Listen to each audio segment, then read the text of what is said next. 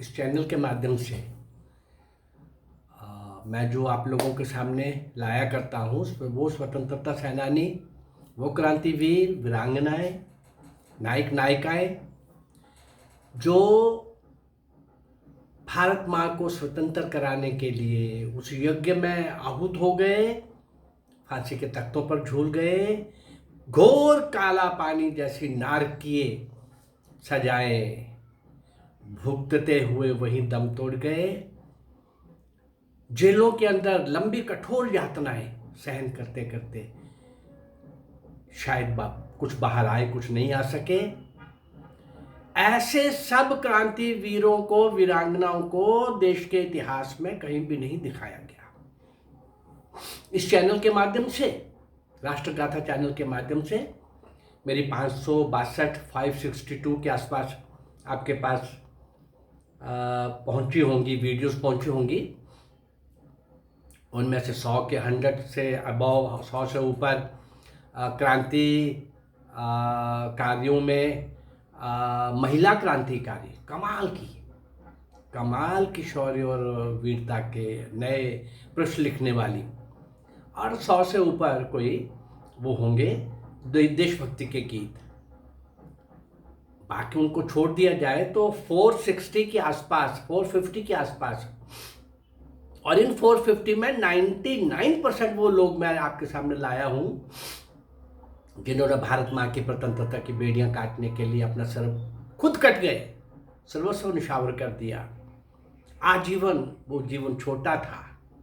बाल बालिकाएं, किशोर किशोरियां, युवा युवतियां, हर आयु वर्ग के लोग, देश विदेश में भारतीय जहां भी थे, सब लोगों के मन में एक उफान आ गया था, तरंग आ गई थी, लहर आ गई थी, देशभक्ति की लहर हिलोरे ले रही थी। भारत माँ को स्वतंत्र कराना है। भारत माँ तेरी जय हो, विजय हो।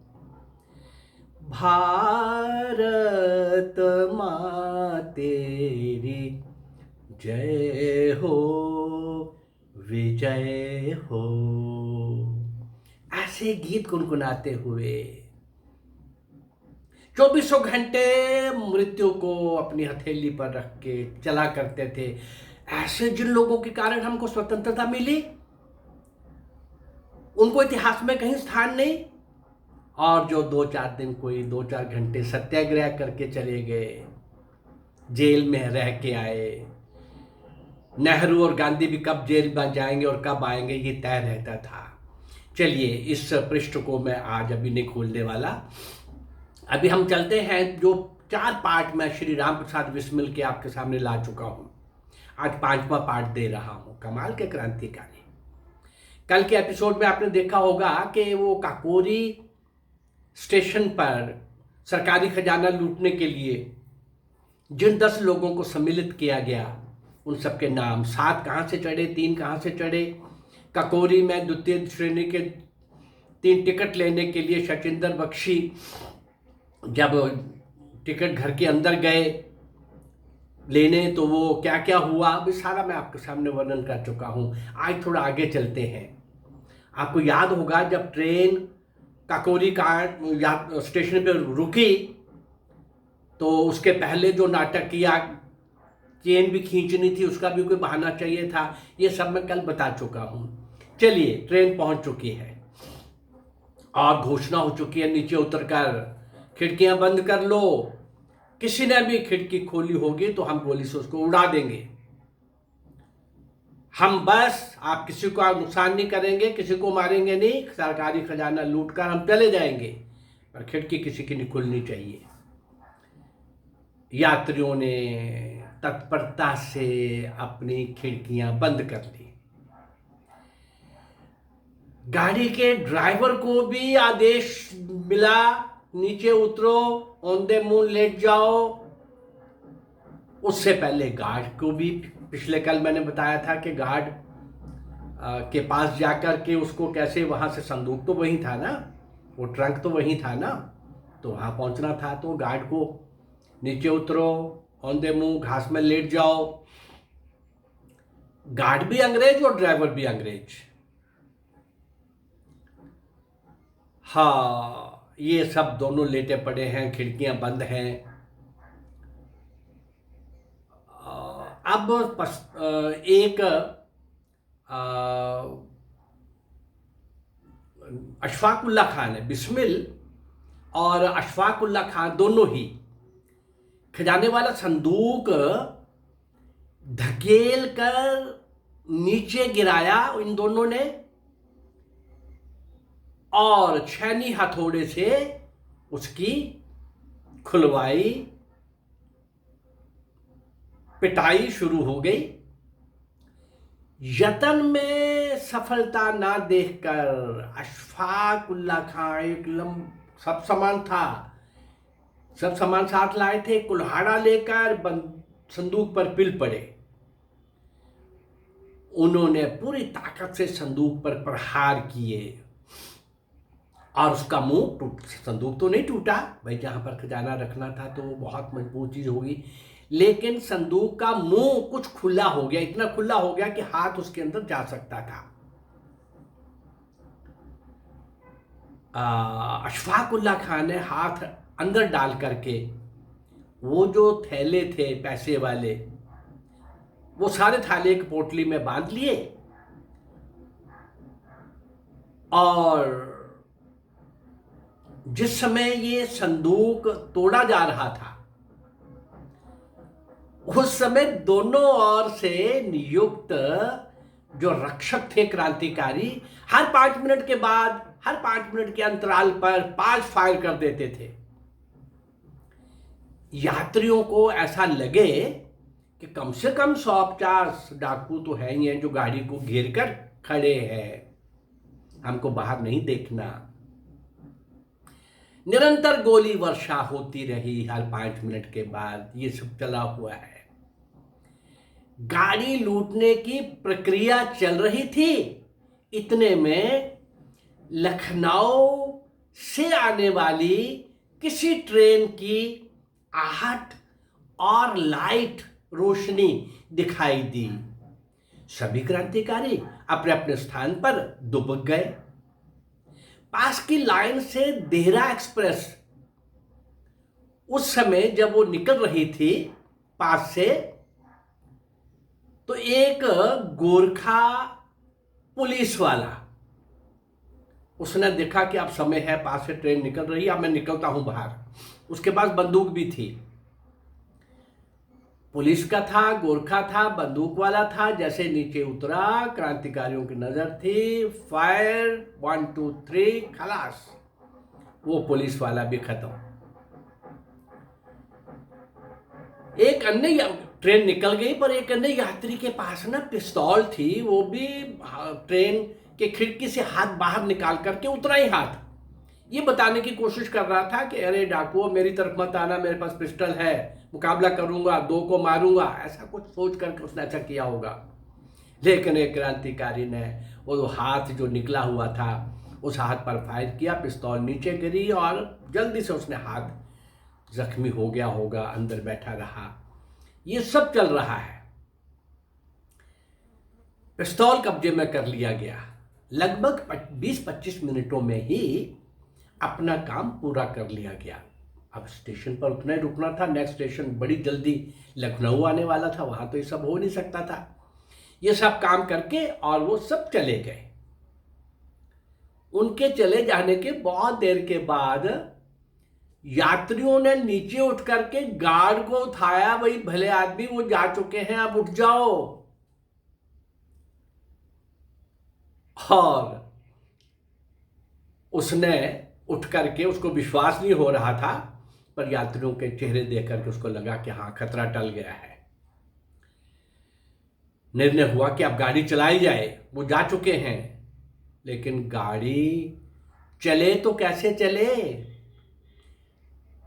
ड्राइवर भी दूसरी तरफ घास में औंधे मुंह लेटा हुआ था, उसने सर नहीं उठाया था।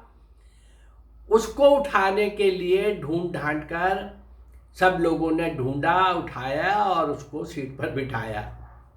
एक अंग्रेज इंजीनियर को दम दिलासा देकर टॉयलेट से बाहर निकाला गया। फौज के दो अफसर बेंचेस सीट्स के नीचे लेटे पाए गए। इस पूरी गाड़ी में 14 बंदूकें थीं, 14 लोगों के पास बंदूकें थीं, पर केवल 10 क्रांतिकारी अपनी योजना अनुसार सभी लोगों को आतंकित करके गाड़ी में रखे खजाने को लूट लेने में सफल हो गए। ट्रेन डकैती के इस अभियान के जो नेता थे श्री राम प्रसाद बिस्मिल ने सभी साथियों को समझा रखा था कि घटनास्थल से जब वापस हो रहे हों तो उस समय अच्छी तरह से देख ले कि कोई निशानी वहां पर ना रहे। लेकिन इतना समझाने पर भी एक क्रांतिकारी अपनी खादी की चादर वहां पर भूल आए। वो पुलिस के हाथ लगी। घटनास्थल से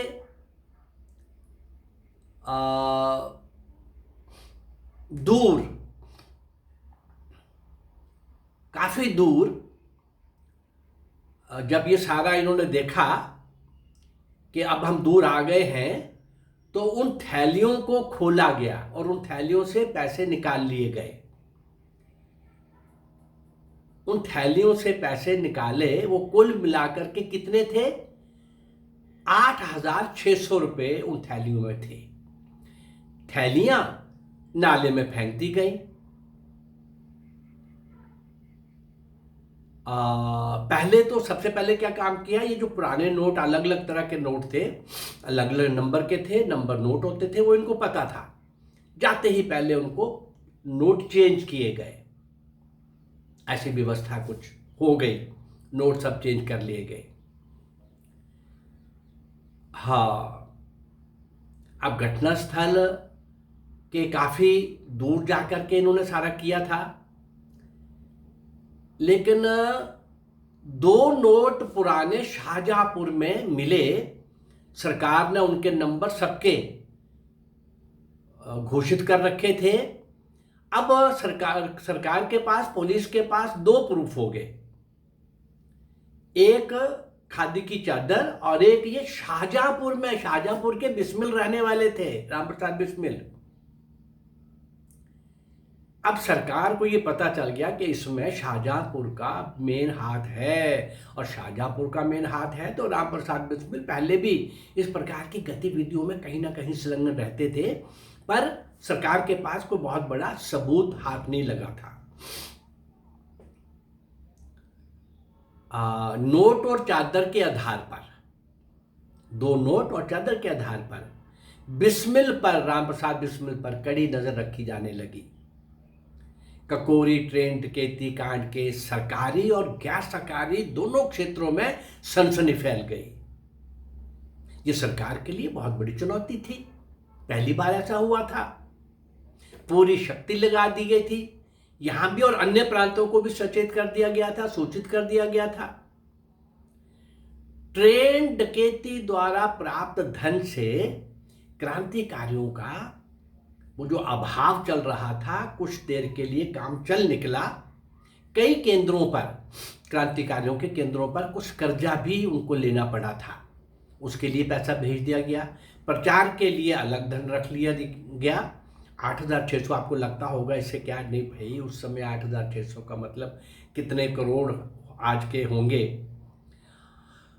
और दल के ही एक सदस्य ने बाकी शेष बचे धन से जर्मनी जाकर के हथियारों को खरीदना है और भारत पहुंचाना है, वो सब काम भी कर लिया गया। वो हथियार भी ये दल प्राप्त करने में सफल हो गया।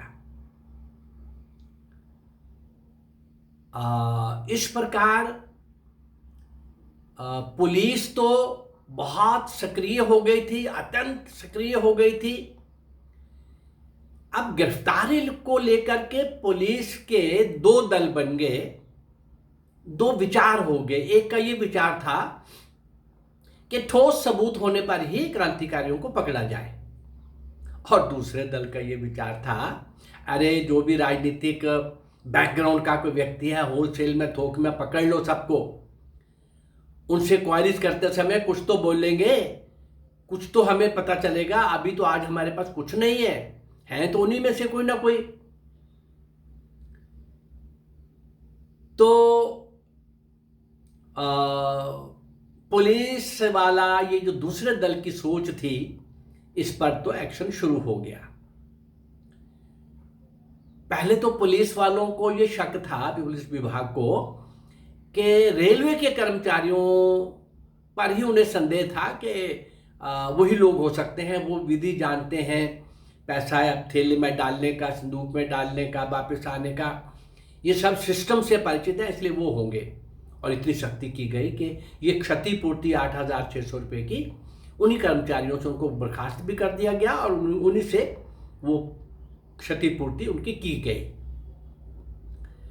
कलेक्शन करने के बाद, पैसा लेने के बाद, पुलिस ने संदेह के आधार पर अब उसके पास ये 2 नोट और चद्दर का एक लंबा सा इतिहास है। किस खादी भंडार से ली गई, चूंकि खादी की थी तो पहुंचते वो कैसे पहुंचे, आज मैं हर छोटी बात को अपने से एपिसोड में नहीं ले रहा। हाँ, ये 2 आधार लेकर के आगे निकल पड़े उधर, और इधर होलसेल में गिरफ्तारियां भी शुरू हो गई। एक ही दिन में 26 सितंबर 1925 को बहुत सारी गिरफ्तारियां हुई, और ये गिरफ्तारियां मुख्य रूप से कहां से हुई? कानपुर, बनारस, इलाहाबाद, जो आज का प्रयागराज है, और लखनऊ में हुई। ककोरी कांड के ही एक क्रांतिकारी बनवारी लाल की गिरफ्तारी ने अन्य सब क्रांतिकारियों को संकट में डाल दिया। पुलिस को बयान दे दिया और दल के सभी सदस्यों के नाम पते बता दिए गए। हाँ, इतना ही नहीं, इसी प्रकार की एक निर्बलता, कमजोरी दिखाई एक अन्य क्रांतिकारी बनारसी दास ने। बनवारी लाल और ये बनारसी लाल, हाँ, इन दोनों से जो कुछ भी पता चला उस कारण से, और शक तो रामप्रसाद बिस्मिल पर था ही, और ये पता लगा कि वो 2 नोट भी शाहजहांपुर में पकड़े गए, इसलिए इन दो ने भी जो बताया वो भी केंद्र शाहजहांपुर ही बन रहा था, और उन्होंने तो रामप्रसाद बिस्मिल का भी नाम बताया ही होगा भाई। रामप्रसाद बिस्मिल के शुभ चिंतकों ने और अंदर से भी क्रांतिकारियों ने जो पकड़े गए थे, सबने कहा कि भाई आप कहीं निकल जाओ, आपका यह हराना ठीक नहीं है, आप भी तो दल के नेता हो, आप पकड़े गए तो गड़बड़ हो जाएगी। रामप्रसाद बिस्मिल ने कोई ध्यान नहीं दिया, विशेष ध्यान नहीं दिया, और उनको विश्वास था कि भाई मैं अगर पकड़ भी लिया गया तो मेरे विरुद्ध कोई उनके पास ठोस प्रमाण तो है नहीं। उनको क्या पता कि उनके साथी ही, ये बनवारी लाल और बनारसी लाल मैंने बता दिया आपको, उनके साथी ही पुलिस का सहयोग कर रहे थे। एक रात 11 बजे रात को 11 बजे अपने मित्र के घर से अपने घर वापस आए। हाँ, सोने से पहले खाना खाया, सोने लगे तो उनको ख्याल आया कि एक पत्थर मेरे कुर्ता खोला होगा, वो मेरे कुर्ते के अंदर ही रह गया है, वो तो मुझे डाक में डालना था। तो फिर मन में आया कि चलो सुबह डाल दूंगा, लेकिन सुबह कुछ और ही होने वाला था। वो क्रांतिकारी को लिखा पत्र जो डाक में डालना था, वो भी कुर्ते की जेब में ही रह गया, और उन्होंने पुलिस को सुबह 4 बजे अपने दैनिक नित्य नियम से निवृत्त होकर, शौच आदि से निवृत्त होकर अभी खड़े ही हुए थे कि एक पुलिस वाला श्रीमान जी दस्तक दी, दरवाज़ा खोला और उसने ज़ोर से हाथ से पकड़ लिया। पीछे और भी पुलिस वाले थे। दरवाजे पर द्वार खुलते ही जो होना था वो निश्चित था, वो गिरफ्तार कर लिए गए।